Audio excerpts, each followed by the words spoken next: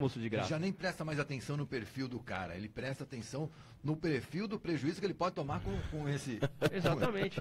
Existe um estudo da empresa McKinsey, a consultoria McKinsey, que ela diz o seguinte: quanto mais complexa e insegura é a legislação trabalhista, menos é o volume de contratações. Ou seja, se simplifica a lei, esse estudo comprova que aumenta-se o volume de contratações. Se aumenta as contratações, o que acontece? Você tem mais emprego, você tem mais disputa por trabalhadores. Que quando você tem mais necessidade de contratação, o que acontece? Aumenta o salário. Antes da gente ir para o nosso intervalo, rapidinho quero fazer mais uma pergunta para o doutor William. São 14 milhões de desempregados no Brasil. O que fez esse número aumentar tanto? Foi aí a nossa crise, tudo que estamos passando, ou por causa da CLT atrasada que nós temos, hein? Então, são vários fatores, um deles a crise. Agora, eu posso te falar de uma experiência pessoal que eu tive. Já tive empresas que vieram de outros países para o Brasil e eles olham para a legislação brasileira, como se comporta a justiça do trabalho, a quantidade de insegurança jurídica que existe, e eles preferem não criar empregos aqui no Brasil, eles preferem não se instalar aqui no Brasil. Eu já ouvi de um diretor de uma empresa francesa, ele falou assim: se o judiciário brasileiro tem tanta insegurança assim, conforme vocês estão nos mostrando aqui, de possibilidades de insegurança, eu nunca vi isso em nenhum outro país do mundo. E eles estão em 20, 30 países do mundo. Ele falou: então vocês não querem gerar emprego aqui no Brasil, me desculpa. Então, essa reforma trabalhista, ela visa aumentar o volume de multa para quem não registra, o que é maior garantia para o trabalhador. Ela regulamenta o trabalho intermitente, que é uma vantagem para quem hoje está na informalidade poder se regulamentar. Ela regulamenta o teletrabalho, que é o trabalho em casa. Cria grupo de resoluções de conflitos. Então, quer dizer, tem diversos avanços que são importantíssimos e que vão facilitar para que o trabalhador possa ter mais oportunidade de trabalho. O Júlio César de Mauá está dizendo o seguinte aqui, que os sindicatos não querem a reforma, pois não querem perder a boquinha do imposto sindical. Tentaram fazer uma greve contra a reforma a semana passada e foi um fracasso. Que greve? Você viu greve? É uma pressão. Você viu greve? Disseram que teve aí outro dia. É uma pressão do sindicato? Eu vi a ruaça na rua. É uma pressão do sindicato aí, tentando impedir, é lógico, como o senhor já disse, essa reforma. Então, eles não querem acabar com o imposto sindical, porque se eles forem pensar de uma maneira correta, o sindicato vai ter um protagonismo muito maior, com a possibilidade de discussão e de conciliação, e até mesmo com relação à questão de negociação. Né? Passa a ter essas possibilidades. Então isso vai fazer com que o sindicato possa ter uma melhor atuação quando quiser trabalhar. Se eles não quiserem, eles vão quiser manter só o imposto, quer dizer... Legal, vamos para um rápido intervalo e daqui a pouquinho tem mais perguntas aqui para o doutor William Lago, que está falando sobre a reforma trabalhista, que quarta-feira vai ter a votação, certo? Na Popular Unidade. Muito bem, 8 horas e 54 minutos, esse é o Jornal ABC e hoje... entrevistando aqui o Dr. William Lago, que está falando sobre a reforma trabalhista. A aprovação da reforma, doutor, pode fazer com que as empresas contratem mais ou não? Eu entendo que sim. Por quê? Por vários motivos, né, que ela traz mais segurança jurídica, tira tanto a possibilidade de intervenção excessiva do Poder Judiciário em questões que o juiz não vai poder ficar criando lei que vai diminuir ou aumentar benefícios que está previsto na lei, até porque o Poder Judiciário, é preciso que a gente diga que ele é um poder judiciário, não é legislativo. A população elege o legislativo para legislar, o judiciário para julgar com base, aplicar a lei ao caso concreto. Então não cabe ao juiz criar a lei. Quando o juiz cria a lei, ele está gerando insegurança jurídica e está praticando uma frontal inconstitucionalidade, porque assim não permite o artigo 5º, inciso 2º da Constituição Federal.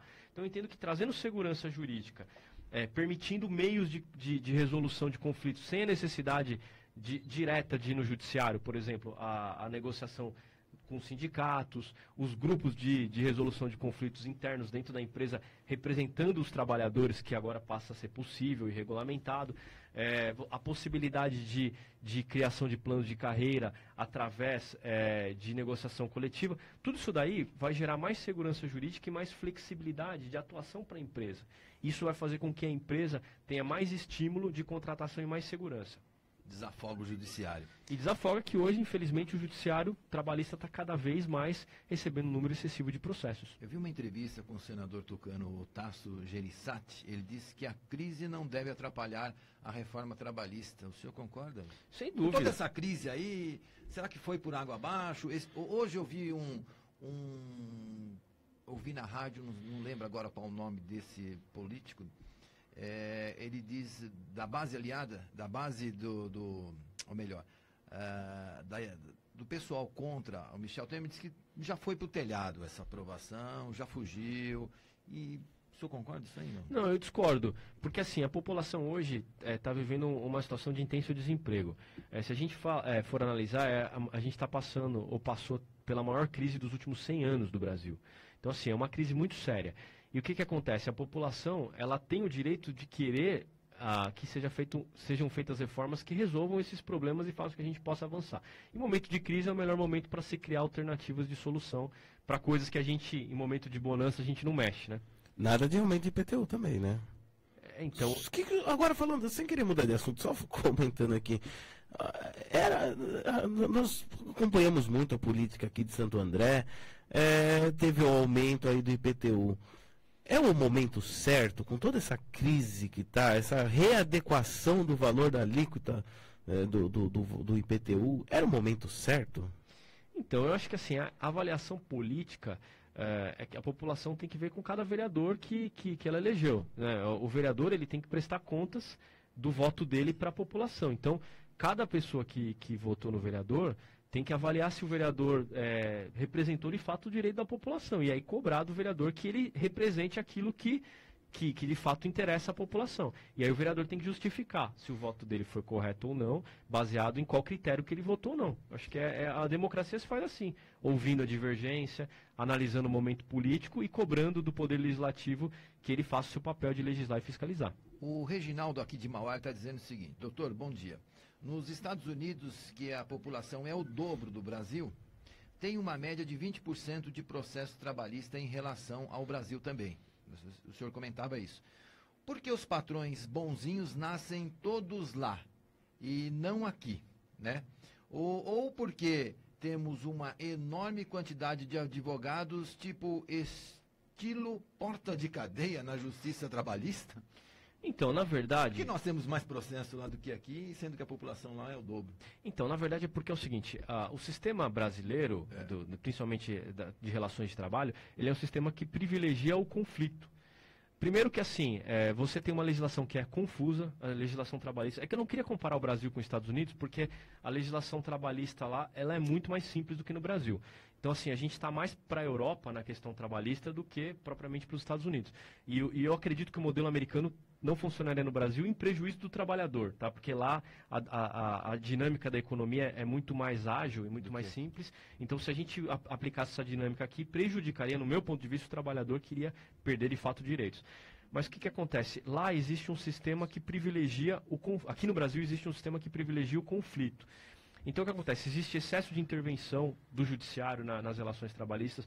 O judiciário cria direitos que muitas vezes eles não existem. E todo esse caos que se gera faz com que a empresa muitas vezes não cumpra com aquilo que é tido como obrigação, porque muitas vezes não sabe quais são as obrigações.